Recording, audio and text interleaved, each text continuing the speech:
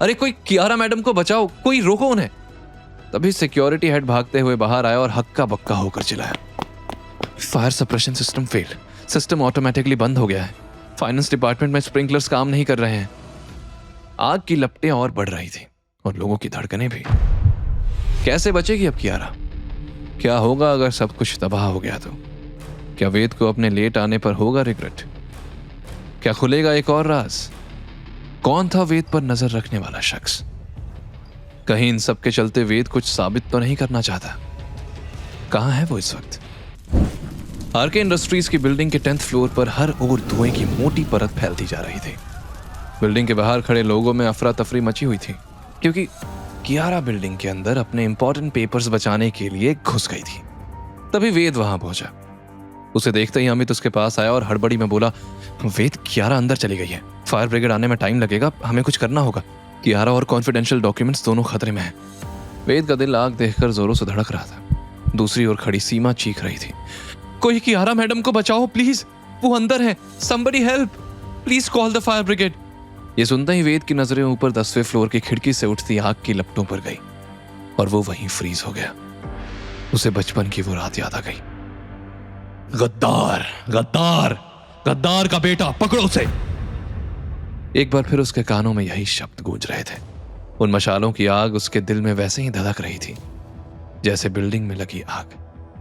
वेद ने आंखें बंद की और मन ही मन कहा, ये आग मेरी सबसे बड़ी दुश्मन है। माँ पापा को खा गई, आज फिर मुझसे मेरा सब कुछ छीनने आई है, लेकिन मैं ऐसा होने नहीं दूंगा। वेद की आंखें खुली तो उसकी आंखों में अलग ही चिंगारी चमक रही थी। वो इस सिचुएशन पर हल्के से हंसा और बोला, देवा रे देवा, इस लड़की के चक्कर में अब आग से भी दोस्ती करनी पड़ेगी। बप्पा मोरिया, ये वेद अब तेरे हवाले।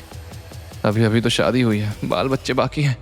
वो गहरी सांस लेकर दौड़ते हुए बिल्डिंग के अंदर घुसा तो सिक्योरिटी गार्ड्स, अमित और बाकी लोग शॉक्ड हो गए। सीमा अनायास बोल पड़ी, वेद मैडम के लिए अपनी जान दांव पर लगा रहा है?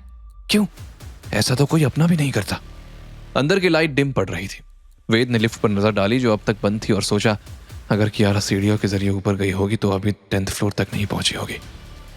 इधर कियारा 4th फ्लोर पर थी। उसकी सांस फूल चुकी थी और ऊपर जाते हुए धुआं बढ़ने लगा था। उसका सांस लेना मुश्किल हो रहा था। तभी वेद वहां पहुंचा और चिल्लाया, कियारा, कहां जा रही हो? कियारा ने पलट कर वेद को देखा तो हैरान रह गई। तुम यहां क्यों आए? डांस करने आया हूं, यहाँ ऑडिशन चल रहा है ना। पागल लड़की, तुम्हें लेने आया हूं, चलो नीचे। कियारा पलटकर फिर से सीढ़ियां चढ़ते हुए बोली, मैं नहीं आऊंगी, I have to save those documents. Ved ने समझाने की कोशिश की, अरे कुछ नहीं चलेगा, तुम वापस आओ। लेकिन कियारा ने कोई जवाब नहीं दिया, बस ऊपर बढ़ती रही।